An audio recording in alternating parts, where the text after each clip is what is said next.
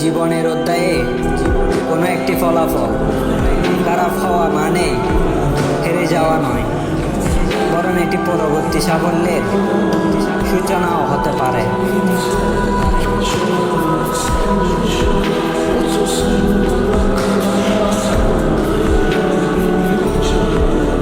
চরিত্র এমন করো যেন রাস্তা দিয়ে বাড়ি ফেরা মেয়েটা তোমাকে দেখে ভয় নয়, ভরসা পায়।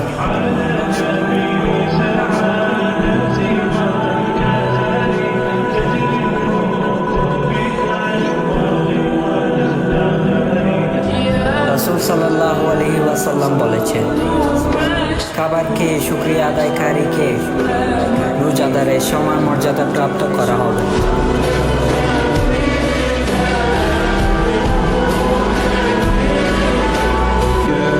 মৃত্যু মানে মুক্তি না।